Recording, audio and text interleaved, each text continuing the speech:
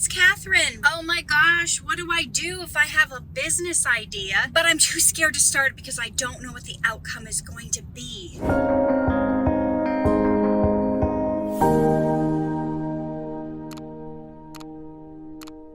And here's the thing, everybody has great ideas and sometimes they're afraid to start them. But this particular person, not only do they have a great business idea that they think will change their life and be able to help them support their family, and they're saying how much their mom deserves it, they're too scared to start it because they're not sure what the outcome is going to be, even though they have a great resource. They said they have a great resource for being able to do it, but they can't stop overthinking it. They can't stop overthinking what will happen and what will the outcome be.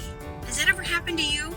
You've got this great idea, but you've got this stuff playing in your head. And when they're thinking outcome, they're probably not thinking that it's going to go great or that it's going to be a success.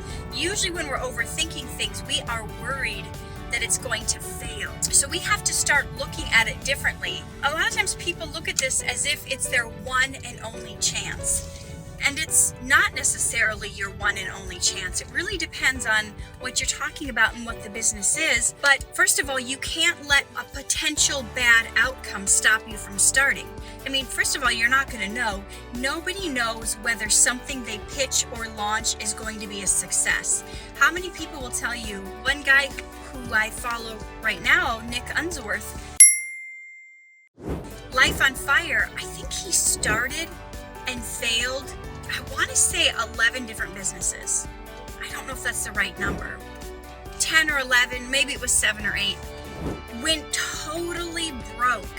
So when he went to start this one, he was so committed, he made the declaration, he wasn't going to let 7 or 10 or 12 or 11, I don't know how many failures, stop him. And everyone was like, oh yeah, right, this is not going to be a success because look at all those other times you failed. And he wasn't going to look at it that way. So you're talking about your first time starting a business. It doesn't matter if it's your first time or if it's your 11th or 12th time. There is potential to fail. But one thing I want you guys to really get a handle on is you can always tweak along the way. You can always adjust along the way. Nothing is written in stone, as they say, or nothing is written in Sharpie. You can set out to do your business plan, write it in pencil. That way, if something isn't going right, you can erase. You can go back to the drawing board and figure out how to do it in a way where it starts to work. You know what? This person, Nick Unsworth, he also put 3 webinars out, and he spent all this money on advertising them. Some of the money he spent came back, and he got more clients, more people to sign up. But there was one thing he launched, like if you have a particular product, it didn't do well. He spent more in ads than people even paid to join the program. So I say all that to say that you can adjust, you can move, you can shut down the stuff that isn't working for you. Now, I think of McDonald's. 8, 9, 10 years ago, they actually carried a veggie burger. It was on a whole wheat bun, and it had barbecue sauce instead of mayo, no cheese. I had gotten it a few times, and then people didn't buy it, so they discontinued it. So McDonald's is one of the people that they're always trying new things. They're hopping on the bandwagon of the flavored coffee cappuccino things. They're hopping on the bandwagon of they're seeing what's new and hot, and they're trying it. If it doesn't sell, they nix it. So with your business idea, you get it up and going to the best of your ability of the knowledge that you have right now. That's what people don't realize. Yes, they say hindsight is 20/20. If you could go back and redo some things back then from what you know now, you would. But all you can do right now, where you're at, is operate with the amount of knowledge you currently have. And make the best decisions you can make with the amount of knowledge you currently have. So you make the best business plan, you put out the best products from what you know right now, and you launch them. Godspeed Inspiration 4. Copy 1 Alpha. Vehicles pitching downrange. And then you see, is this working? Is it not working? If it's not working, you adjust it, you tweak it, you remove things, you add things. You don't give up just because you see something isn't working. working. I don't ever give up. Okay, so you go back and you adjust. Like, I'm working on putting my online course out. I'm working on doing my very first webinar. If it doesn't, I'm kind of like, man, I want to get this bad webinar out there first so I can adjust it and go back and fix it and see what works. See, you can't fix something you never launch. You can't improve something you never launch. You can't improve a business you never start. So I would say more than half the battle is just starting. When you start and you put it out there, that's when you'll get the feedback from your customers. That's when you'll see what's working and what's not, and you can adjust it. If it's something online that you're trying to sell, you put out the pictures and the marketing that you think is going to sell it. If you don't see it selling, then you go back. But without putting it out there, see, a lot of times we try to get everything perfect before we even put it out in the world. But we don't know what perfect is. What resonates with us may not resonate with other people. You may have to change the name of the company, the product. You may have to make it in different colors. You may have to lower the price point. Some people may have to up the price point, make it a higher price. So my words to you is, don't let the fear of the outcome stop you from moving ahead. Of course you don't know the outcome. Nobody knows the outcome before they start something.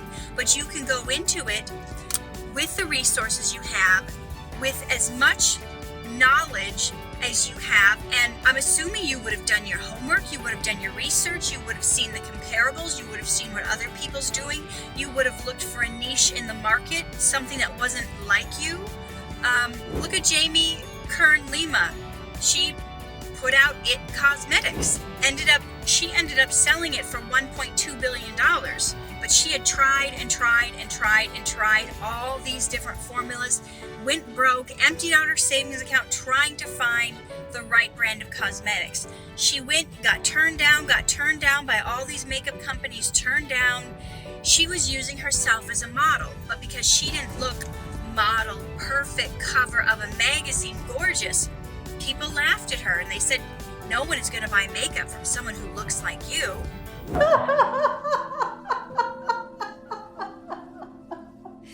You actually believe that people would want to buy beauty products from someone who looks like you? Oh, well, yes, because I think women can relate. I've seen enough. The truth is, makeup companies advertise with models who look like this because that is what sells.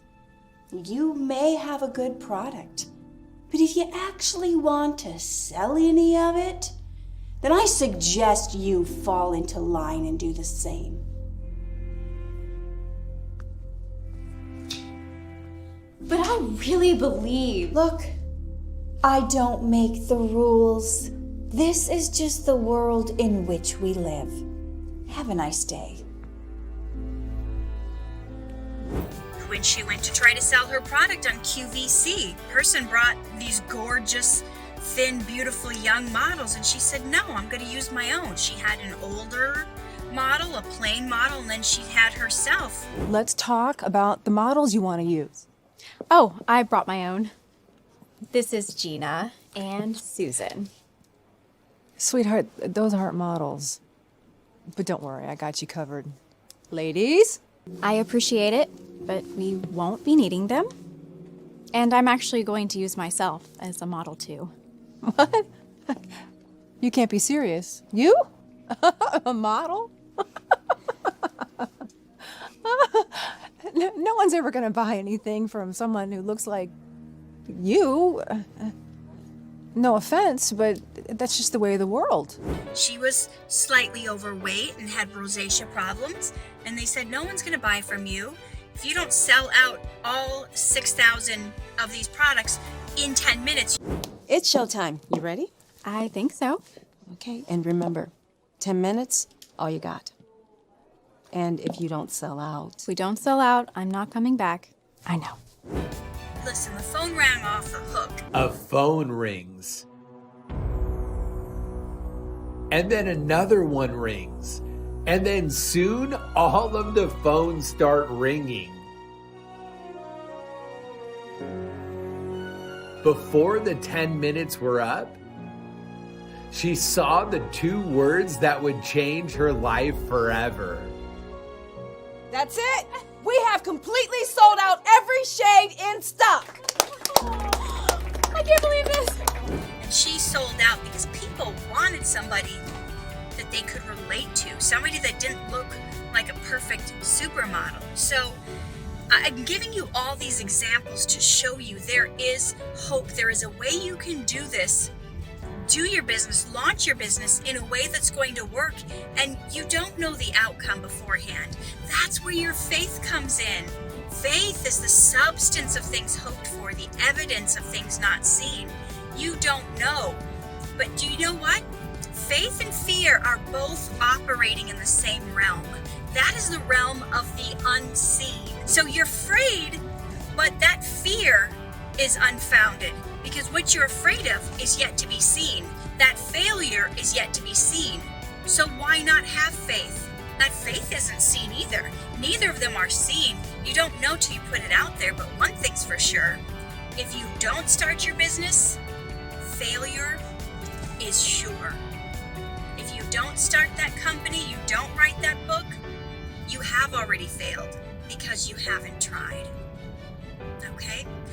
I hope that blesses you. Live true, love hard, shine bright.